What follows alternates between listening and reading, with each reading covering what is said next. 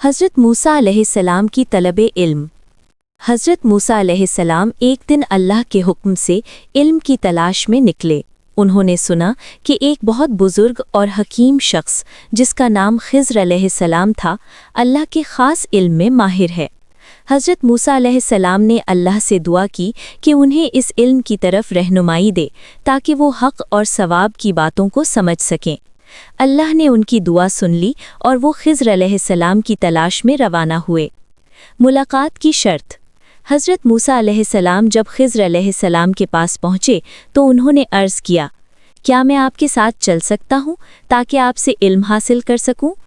खिज़र अलैहिस्सलाम ने जवाब दिया, आप मेरे साथ चल सकते हैं, लेकिन शर्त यह है कि आप मेरे साथ सब्र करेंगे और जब मैं कुछ करूँगा तो आप पूछेंगे नहीं, हत्ता कि मैं खुद वजाहत करूँ।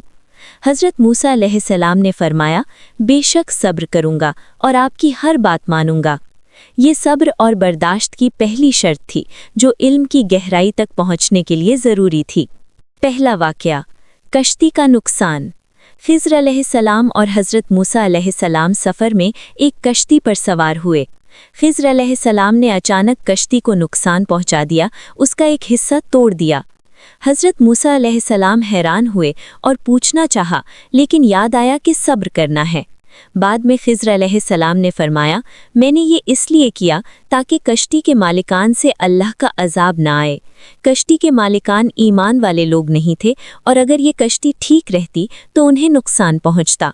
ये हमें सिखाता है कि कभी कभी वो चीज़ें जो हमारे लिए गैर समझ आती हैं दरअसल अल्लाह की हिकमत के तहत होती हैं।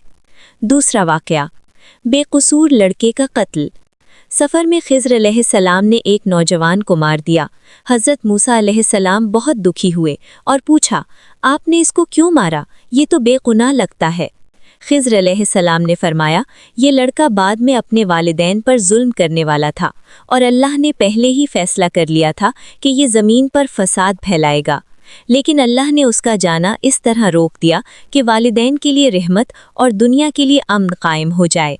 ये हमें सब्र, हिकमत और अल्लाह की मंसूबा बंदी की समझ देती है। तीसरा वाक़या, दीवार का क्लस्टर।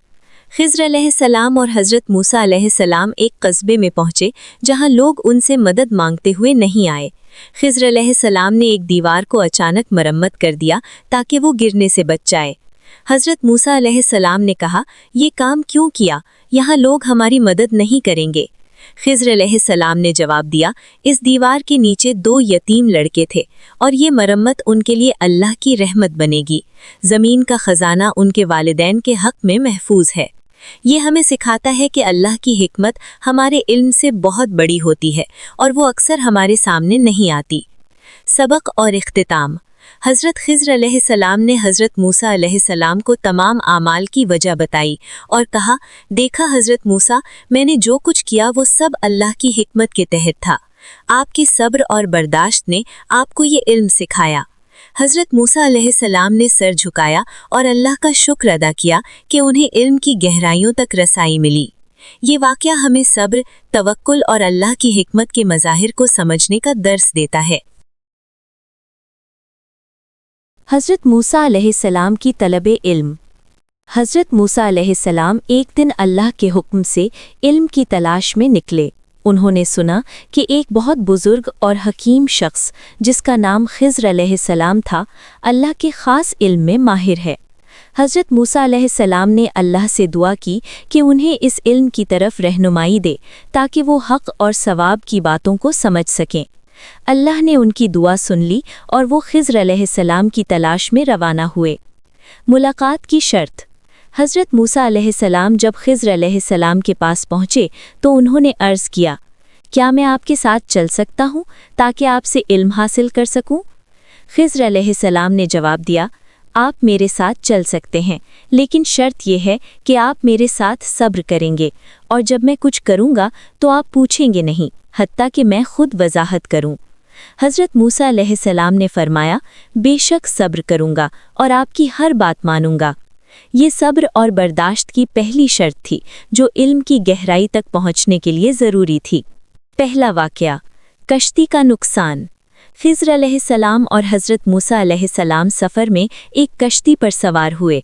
खिज़र अलैहिस्सलाम ने अचानक कश्ती को नुकसान पहुंचा दिया, उसका एक हिस्सा तोड़ दिया।